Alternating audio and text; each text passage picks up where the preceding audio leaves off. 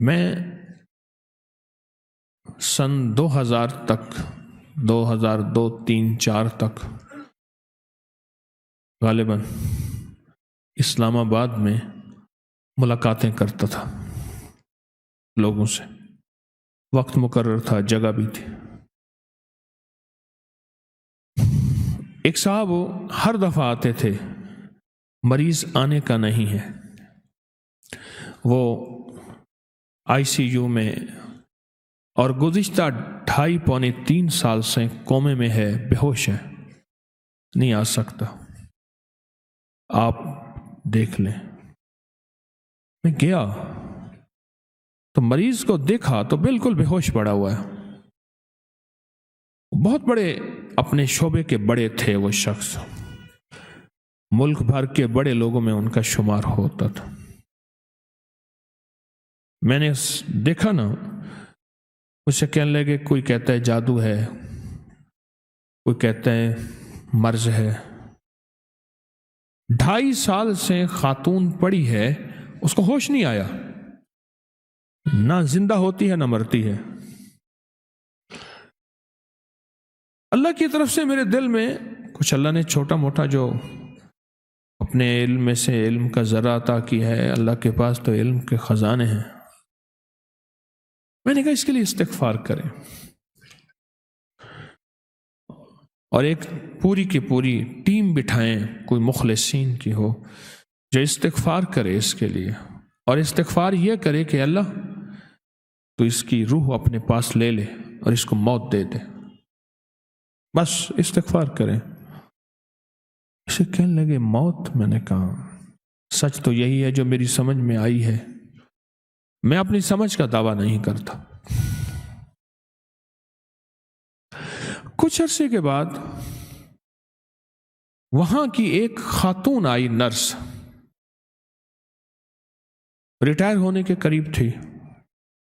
تسبیح خانے سے اس کی نسبت کہ پتہ چلا کہ حضرت آپ آئے تھے وہاں، مجھے پتہ چلا میری ڈیوٹی فلاں ٹائم کی تھی، آپ فلاں وقت میں آئے تھے، میں دن کو گیا تھا، اس کی نائٹ کی ڈیوٹی تھی، رات کی. میں نے پوچھا کیا ہے؟ مجھے تو وہ خاتون کسی پکڑ میں نظر آئی ہے. مجھے کہنے لگی حضرت ہم بول نہیں سکتے، بڑے لوگ ہیں. اس کی ایک ملازمہ اور اس کی ملازمہ کا بچہ تھا، گھر میں کام کرتی تھی. اس کے بچے نے اٹھا کے کوئی چیز کھا لی جو اس کے دسترخوان پہ پڑی تھی. اس کو غصہ آیا، اندر گئی تو وہ چمٹا جس سے روٹیاں الٹ پلٹ کرتے ہیں گرم، وہ چمٹا اٹھا کے ملازمہ کے بچے کی زبان اسے کھینچی. اس کی زبان جل گئی، بیچارہ چیختا رہا. ماں اسے لے گئی، معافیاں مانگتی رہی ماں.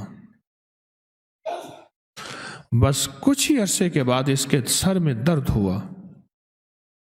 اور سر میں درد کے بعد بے ہوش ہو گئی، اور آج تک ہوش میں نہیں آئی.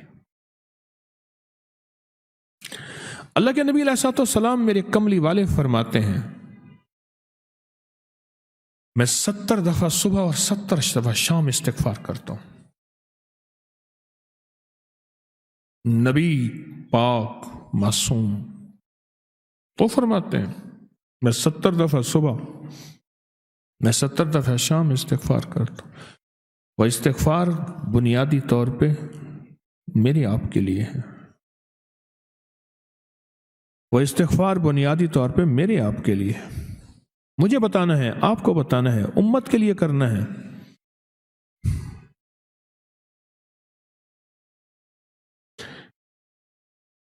اور اگر استغفار ہماری زندگی سے چلا جائے، نکل جائے، تو زندگی میں واقعات آتے ہیں، مشاہدات آتے ہیں، مشکلات اور پریشانیاں آتی ہیں.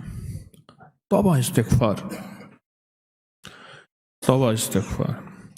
اس استغفار کی انسان کو ضرورت ہے، میت کو ضرورت ہے، بچوں کو ضرورت ہے، اولاد کو ضرورت ہے، موجودہ نسلوں کو ضرورت ہے، آنے والی نسلوں کو ضرورت ہے.